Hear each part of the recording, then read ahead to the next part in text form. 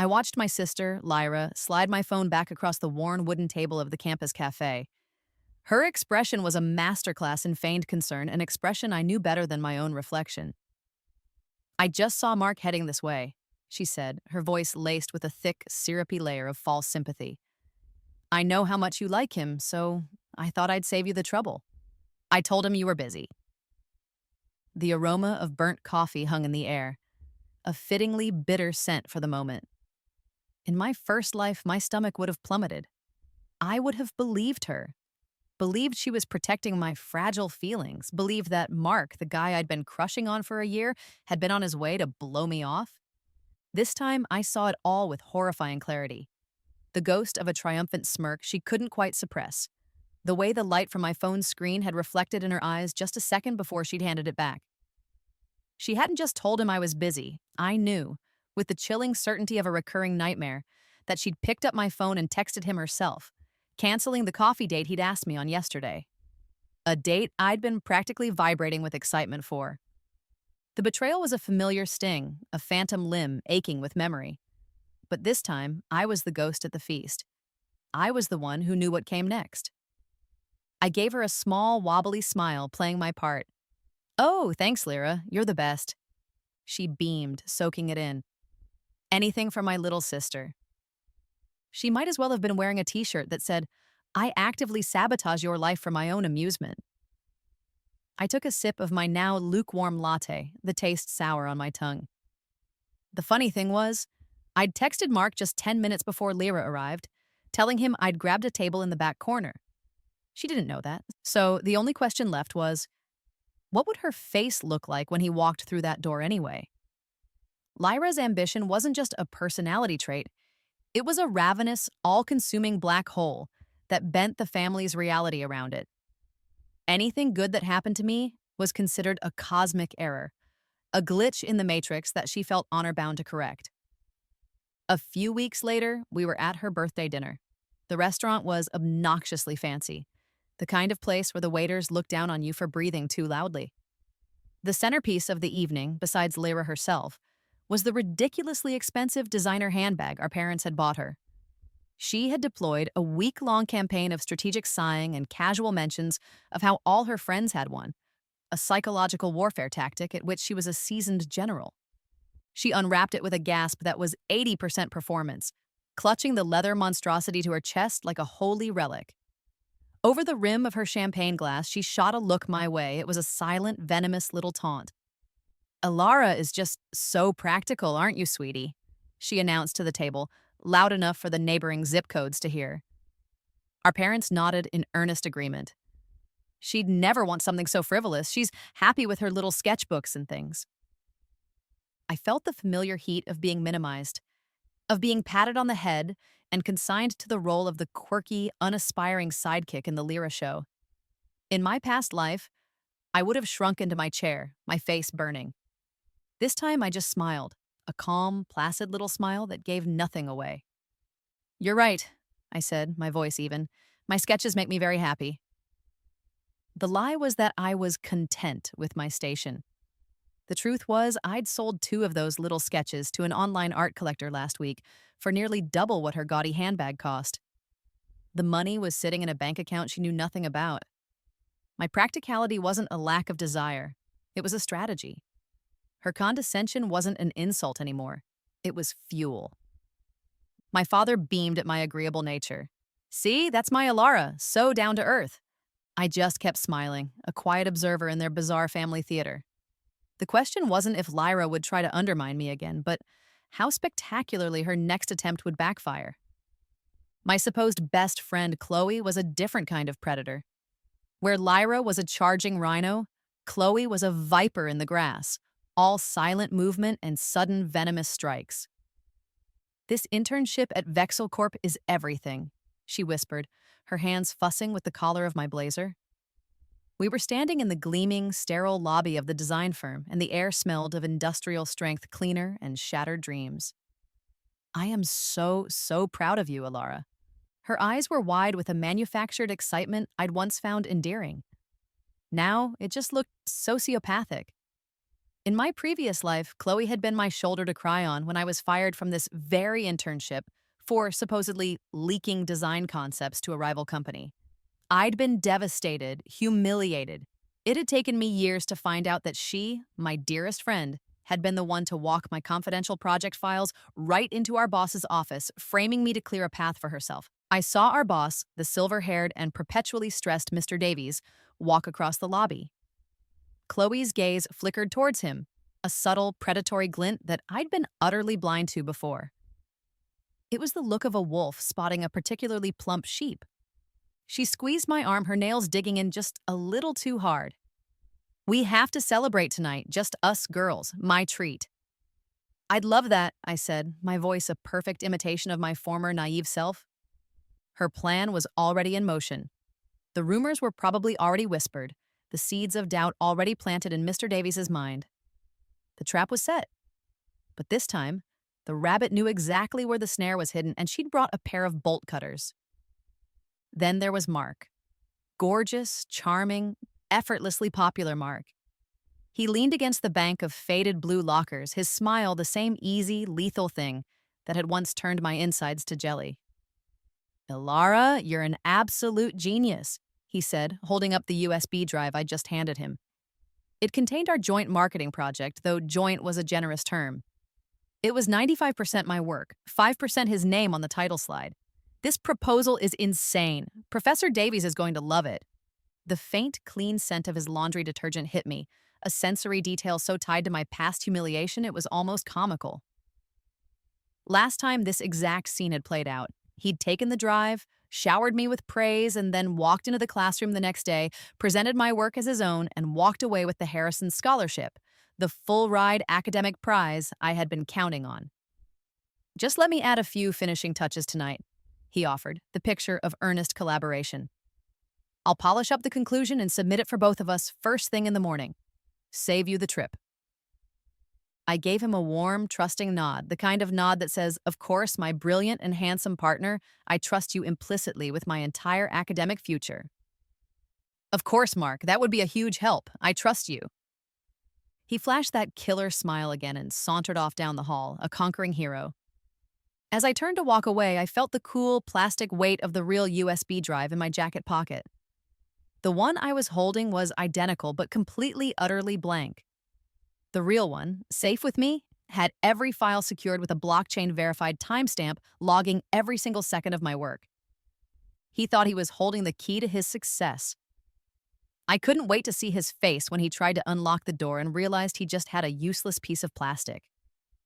The day of the final presentation for our architectural vision module dawned cold and gray, a perfect mirror for my mood.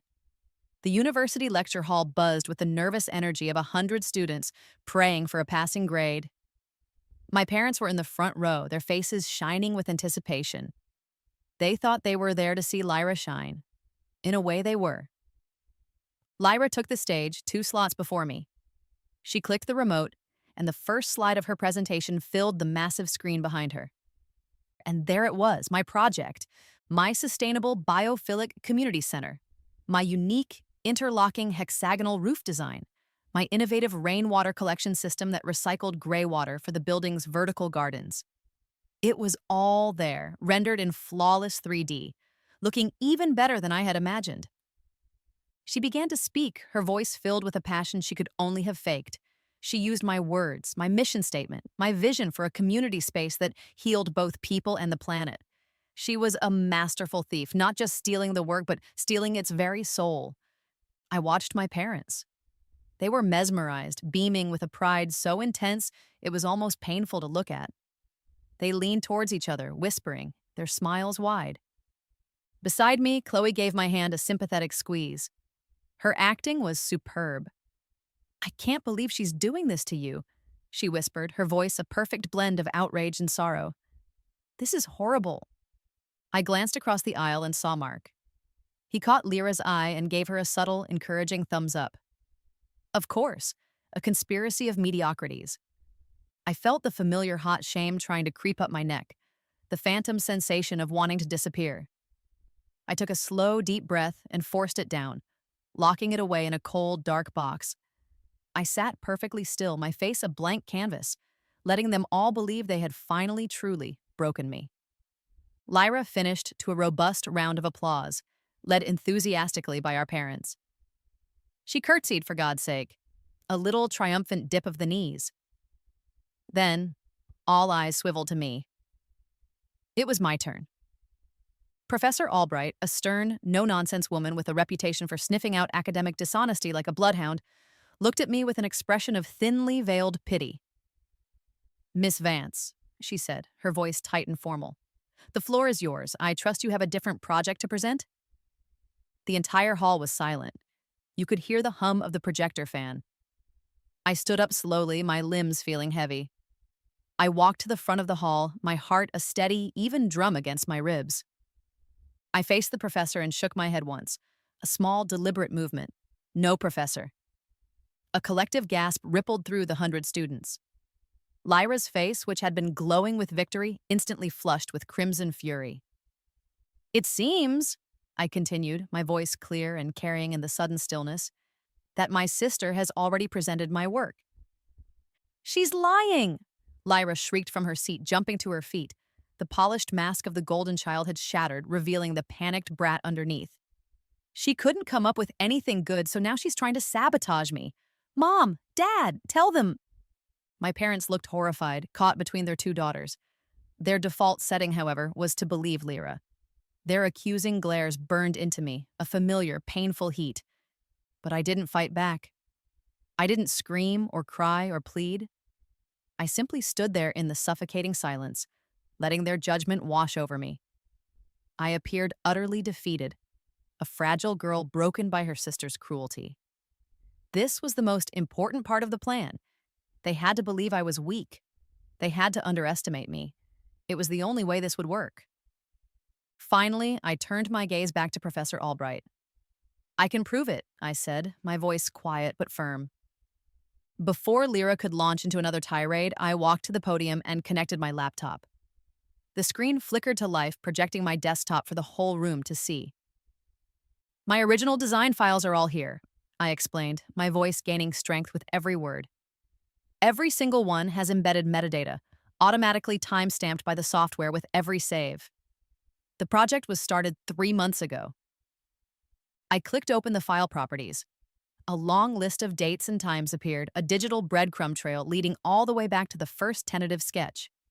The final version was logged at 2:17 a.m. last Tuesday. And furthermore, I continued, saving the masterstroke for last, anticipating a potential issue with collaboration, I sent a password-protected, time-locked copy of my completed project to a third-party intellectual property verification service 2 weeks ago. The service recorded the exact date and time of submission. I navigated to the verification website. A login prompt appeared. "The password," I announced, looking directly at my sister, "is Veritas." I typed in the 7 letters and hit enter. A digital certificate of authorship flashed onto the screen. It was emblazoned with my name, the project title, and a big, official-looking timestamp. It was dated 2 full weeks before Lyra claimed to have finished her supposed work. A heavy, profound silence descended on the hall. Lyra's face went from red to a ghostly white. The color drained from our parents' faces as they stared, slack-jawed, at the undeniable proof on the screen. They looked as if the floor had just dropped out from under them. Professor Albright's expression had turned to ice. She fixed her gaze on my sister. "Miss Vance," she said, her voice dangerously low and sharp as a shard of glass. "My office. Now." The public humiliation was a physical thing in the room, thick and suffocating. Students were whispering, their phones held up, no doubt recording Lyra's spectacular fall from grace. As she stumbled from her seat and made the walk of shame towards the door, she shot me a look of pure, unadulterated hatred. It was a look that promised retribution.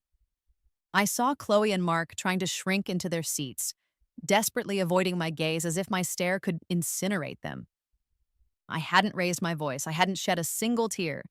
I had simply held up a mirror and let the truth do the work. As I began to pack up my laptop, my father started towards me, his mouth opening and closing like a fish. He was about to start pleading or excusing or trying to smooth things over in that way he always did, always trying to force a peace that wasn't earned. I zipped my bag, turned my back on him before he could utter a single word, and walked out of the lecture hall, leaving all of them in the wreckage they had created. The fluorescent lights of Vexelcorp hummed a monotonous, soul-crushing drone.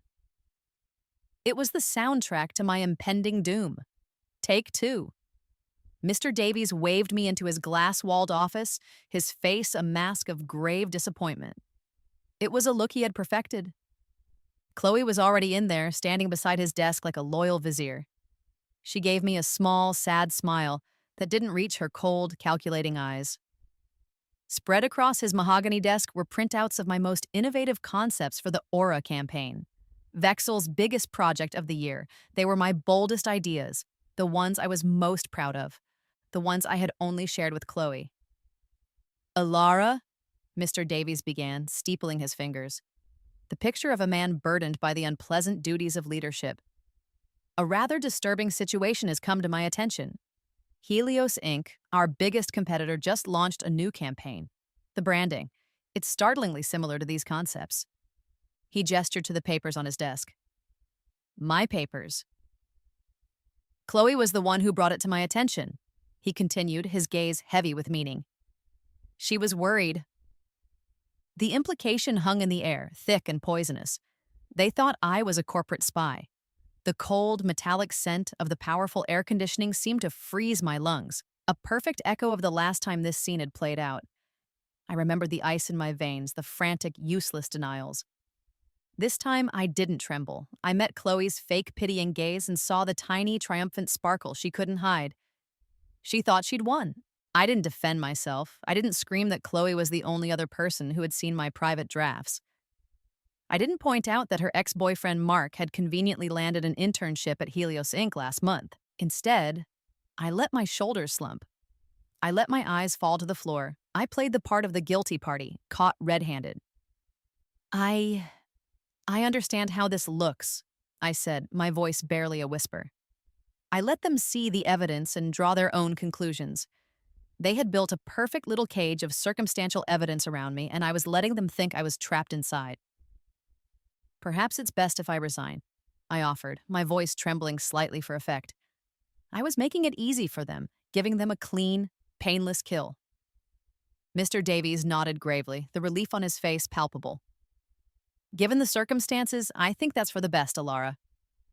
Chloe placed a hand on my arm as I turned to leave, her touch feeling like a spider on my skin. "I'm so sorry this happened," she lied, her voice thick with fake emotion. "If there's anything I can do—" "You've done enough," I murmured, pulling my arm away. I walked out of Vexelcorp's imposing glass tower, not looking back. I could feel their eyes on my back, savoring their victory. They were certain they had not only destroyed my future at the company, but had also permanently blacklisted me in the design world. They thought I was finished. Little did they know, the real show was just about to begin. That night, in the comforting quiet of my small apartment, bathed in the glow of my laptop screen, I assembled my weapon. The neon sign of the ramen shop across the street cast red and blue shadows on my wall. My secret weapon was an innocuous little cloud-sharing app I had insisted Chloe and I use for collaboration. I'd sold it to her as a platform with superior file sharing and real-time editing features. She, always eager to appear tech-savvy, had agreed immediately. What I didn't tell her was that I'd chosen that specific app for a hidden feature I'd discovered in a deep dive of its terms of service. It automatically recorded and transcribed audio whenever a project file was active on a user's screen, ostensibly for dispute resolution. It took me less than 5 minutes to find what I was looking for. A full, crystal-clear recording of Chloe's video call with Mark from 2 nights ago. Her voice was unmistakable, bright and sharp with malice, as she detailed how she'd copied my Aura campaign files from our shared folder and emailed them to him. "She'll never see it coming," she'd bragged, laughing. The sound was chilling. Davies already trusts me way more than her. By the time she realizes what's happening, she'll be out on the street. Mark's voice was equally clear. "Just make sure you act sad when it happens. You have to be the one to discover the leak. It makes you look like a hero." I clipped the audio file, a neat 2-minute segment of pure, unadulterated conspiracy. I paired it with the server logs from the app, which showed Chloe's IP address accessing my final concept files at 3:14 a.m., and 10 seconds later, Mark's IP address receiving a data packet of the exact same size. It was a digital smoking gun. I drafted a new email. The recipient list was short and sweet. The global head of human resources at Vexel Corp and the notoriously ruthless CEO of Helios Inc. The subject line was simple, a question of integrity. The body of the email was even simpler. It contained only the audio file and the server log with no other text. I hit send from an anonymous, encrypted email address. Then I shut my laptop, made myself a cup of tea, and waited. The fallout wasn't just fallout. It was nuclear winter. I found out what happened at Vexel from a former colleague, who texted me a frantic, gossip-filled play-by-play. An emergency all-hands-on-deck meeting was called first thing the next morning. The audio file was played for the entire senior management team. Chloe was fired on the spot. Not quietly. She was publicly named, shamed, and escorted out of the building by two grim-faced security guards clutching a cardboard box filled with her desk trinkets. My source said her face was a mask of pure, uncomprehending panic. The situation at Helios Inc. was even more dramatic. Their CEO, a man with a flair for corporate theater and a zero-tolerance policy for anything that could bring him bad press, didn't just fire Mark.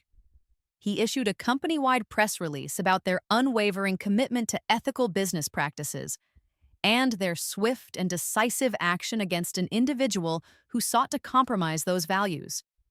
Mark wasn't just fired, he was publicly branded a corporate thief. The industry gossip blogs and LinkedIn feeds absolutely exploded. Their names were everywhere, attached to words like fraud, conspiracy, and unethical. My phone started buzzing, and it didn't stop. First, a string of increasingly hysterical texts from Chloe. "How could you do this to me? You've ruined my life, you psycho! Pick up the phone. Elara, please, we can fix this." Then came a call from a shrieking Lyra who had clearly been read into the disaster. "What did you do?" she screamed into the phone before I could even say hello. "You're trying to ruin all of us." I didn't reply to any of it. I just silenced my phone and watched the neon lights of the city flicker outside my window. The power balance was shifting, and the tremors were shaking their world to its foundations. Their panic was a symphony to my ears, and I knew, with a certainty that settled deep in my bones, that they weren't done yet. Their desperation would make them dangerous, and their humiliation festered, and like a toxic mold, it grew in the dark, binding the three of them together. Lyra, Chloe, and Mark were no longer just individual antagonists in my life. They were a committee, a vengeful trio united by their shared hatred of me. I learned of their next move by chance. I was in a dingy, off-campus bar, the kind of place that smells of stale beer and regret, sketching the grizzled face of the old man playing chess in the corner. And then I heard their voices from a shadowy booth behind me. They were speaking in harsh whispers, but their venom carried. Their new plan was a significant escalation. They were done with petty sabotage of projects and jobs. They were moving on to actual imprisonable crime. Mark, who still had some residual system access from a student IT job he'd held, was going to hack into the university's financial aid system. He would plant digital evidence framing me for embezzling scholarship funds. They weren't just trying to get me fired anymore, they were trying to get me arrested. They spoke with the feverish intensity of the truly desperate. They believed one final devastating blow would not only ruin me, but redeem them in the eyes of their families and peers. They were casting me as the villain of the whole saga, the evil mastermind who had unfairly destroyed their promising futures. They still saw me as Elara Vance, the quiet, middle-class art girl. They thought they were punching down. It was almost funny. They had absolutely no idea who was really backing me, who was really watching over my shoulder. The night they planned to execute their grand frame job, I sent them each a text from a new, unknown number. The Pinnacle, rooftop bar, 10 p.m. "Come alone, we need to talk." The Pinnacle was a private, members-only club so exclusive, its name was usually spoken in hushed, reverent tones. I knew for a fact they couldn't get in on their own. The mystery, the audacity of it would be irresistible to them. They'd assume I was either bluffing or walking into a trap of my own making. They arrived together, of course. So much for come alone. They must have bribed the concierge to get past the velvet rope, because the hosts looked deeply unhappy to see them. They found me by the edge of the infinity pool, the glittering, sprawling metropolis laid out below us like a carpet of diamonds. The gentle breeze coming off the harbor smelled faintly of salt and money. They looked rumpled and anxious, out of place amongst the chic, relaxed clientele. They approached me like a pack of hyenas cornering their prey. Lyra spoke first, her voice a triumphant sneer. Bold of you to show your face, Alara. I hope you enjoy your last night of freedom. By morning, you'll be facing a federal investigation. I didn't even look at her. I just took a slow sip of my sparkling water and smiled. I don't think so. On cue, a figure detached itself from the shadows near the entrance to the terrace. It was an older man, impeccably dressed in a tailored charcoal suit, his silver hair neatly combed. He moved with an air of quiet, unshakable authority. He walked over and stood beside me. The trio stared at him, their smug expressions faltering. "This is Mr. Sterling," I said, my voice cutting through their confusion. "He's my family's advisor. He handles the estate my grandmother left for me." Chloe scoffed, a nervous, jerky sound. "Your grandmother? Rose. She was a librarian from Ohio." I finally turned to look at them and I let myself laugh. It was a real, genuine laugh, and the sound of it seemed to startle them. "That was her cover," I said. "A very effective one. In reality, my grandmother was a rather legendary and intensely private equity investor. She left me everything: her portfolio, her properties, and her almost supernatural ability to see people for who they truly are. She always called it having clear eyes." Mr. Sterling, without a word, placed a slim tablet on the glass table in front of us. The screen glowed to life, displaying a live feed of a laptop screen. Mark's laptop screen? We could see his cursor frantically clicking as he tried to bypass the university's firewall. Then, a large red box flashed on his screen, visible to us on the tablet. The words inside were stark. "Access denied. All activity on this terminal is being monitored and logged by Sterling Asset Protection." Mark recoiled from the tablet as if he'd been shocked, his face turning the color of chalk. "My grandmother knew that people like you existed," I said, my voice dropping, losing all its warmth and turning to ice. "She knew that wealth and success attract parasites. So she put protections in place. Mr. Sterling has been my silent helper, my supernatural advantage, you could say.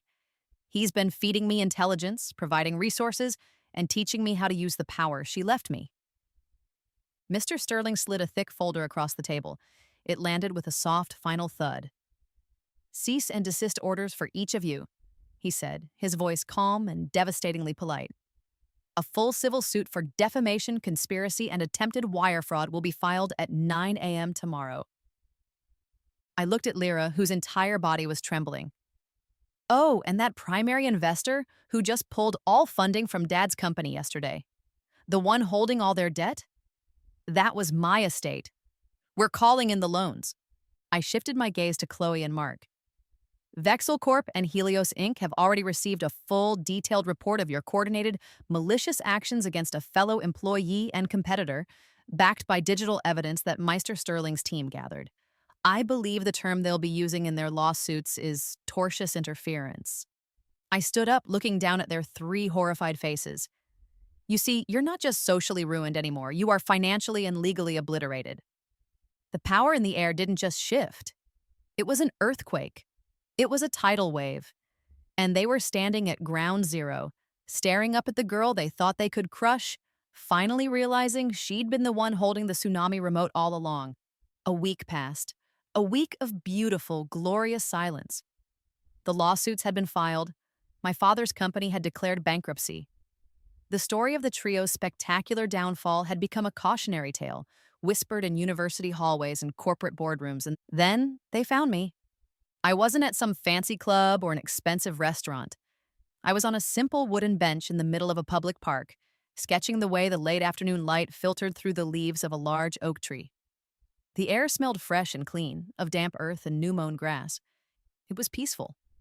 Their arrival felt like a violation, a sudden storm cloud blotting out the sun.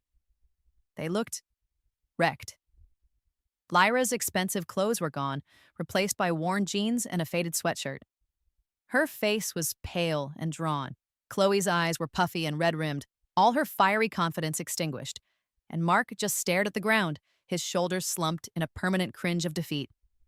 They stood before me, a pathetic tableau of ruined ambition, their collective presence a stain on the otherwise perfect afternoon. They had lost everything. The lawsuits were draining their families' finances, their academic records were permanently flagged, and their professional reputations were radioactive. They had nowhere else to turn.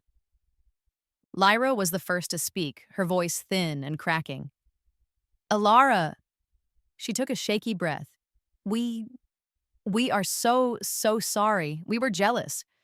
We were stupid and petty. We never should have. Her words trailed off, a half-finished line from a poorly rehearsed script. Chloe stepped forward, wringing her hands. Actual tears were streaming down her face, but they looked as fake as her friendship had been. I was a horrible friend, the worst. I miss what we had, Alara. Please. Can't we find a way to go back? Mark just mumbled at the gravel path, his voice so low I could barely hear it. I'll do anything. Anything to make it right. I listened to their apologies, these hollow, desperate pleas. I could see the frantic calculations in their eyes. They weren't apologizing for the pain they had inflicted on me. They were apologizing to the power I now held. They weren't sorry for the betrayal. They were sorry for the consequences. This wasn't an act of contrition. It was a business negotiation. They were begging me to call off the lawyers, to restore their funding, to give them their old lives back. The stench of their insincerity was more offensive than any of their previous crimes. I slowly closed my sketchbook and placed it beside me on the bench. I stood up, taking my time, and looked each of them in the eye. I felt no anger, no satisfying surge of victory. All I felt was a profound, quiet sense of finality. Do you know why your apologies don't work? I asked, my voice calm and steady, devoid of emotion. It's because they aren't for me. They're for you. You're not apologizing for hurting me. You're apologizing because you're hurting now. I let that sink in, the silence stretching between us. You took my work, you took my trust, and you tried to take my future. Then you tried to take my freedom. I continued, ticking each point off in my head. Not once, but over and over again. You taught me a very valuable lesson. For people like you, forgiveness isn't seen as a gift. It's seen as a weakness. An invitation to do it all again, just more carefully next time. Lyra's mouth opened, a sob catching in her throat. She reached a hand out towards me, a last desperate plea for a connection that no longer existed. I took a single step back, out of her reach. So, no, I said, my voice as clear and solid as stone. I don't forgive you. I don't accept your apology. I don't want anything from you, and I will give you nothing in return. We are done. And with that, I turned my back on them. I walked away without a second glance, leaving them standing there in the middle of the park, consumed by the silence and the crushing, absolute weight of my final, liberating no. 6 months later, the world looked different, sharper, brighter. I stood on the sprawling, plant-filled terrace of my penthouse apartment, a property my grandmother had secretly owned for decades, her quiet little perch above the chaos of the city. Below me, the metropolis unfolded, a glittering tapestry of light and life under a velvet twilight sky. The cool night air felt clean against my skin, carrying the distant, ambient hum of a city that never slept. I was no longer Alara Vance, the quiet girl with her sketchbooks. Tonight was the inaugural gala for the Rose Vance Foundation, a charitable trust I had established with Mr. Sterling's guidance. Our mission was simple: to find, fund, and mentor young, overlooked artists. The kind of raw, brilliant talent that gets dismissed by people like Lyra, the kind of artist I used to be. The event had been a massive success, raising more money and awareness than I had ever dreamed possible. My own work, once stolen and belittled, was now celebrated, hanging in galleries alongside the new artists we were supporting. I leaned against the cool glass of the railing, holding a warm mug of chamomile tea in my hands. The floral steam mingled with the crisp autumn air. The constant anxiety that had been my companion for years was gone.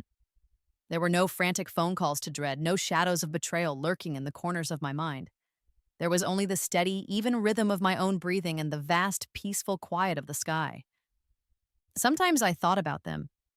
I'd heard through the grapevine that Lyra was working two menial jobs to help pay the mountain of debt her parents now faced. I had heard that Chloe and Mark had moved to a different state, hoping to escape the stink of their reputations, and were struggling. When I thought of them, I didn't feel the hot sting of triumph or the cold satisfaction of revenge. I didn't even feel pity. I felt nothing. They were like characters from a book I had read a long, long time ago. Their story was over. They were ghosts from a past life, and their power over me had completely and utterly vanished. The liberation in that realization was so profound, it was almost a physical sensation, a tangible lightness in my chest. My phone buzzed on the patio table, a soft, unobtrusive sound. I picked it up. It was a text from Mr. Sterling. Gala was a triumph. Your grandmother would be immensely proud. Ready to discuss the new acquisition next week? The one in Florence. A real, genuine smile spread across my face. Florence, the cradle of the Renaissance, a city of art and history and rebirth. It couldn't be more perfect. I looked out at the horizon, where the last vestiges of the sunset painted the clouds in soft strokes of orange and pink. The past was a closed book, its painful lessons learned and its power diffused. The future was an unwritten page, a clean white canvas. And for the first time in my life, either of my lives, I was the one holding the pen. I took one last look at the city, my city, and felt a single perfect word resonate in the quietest corners of my soul: free.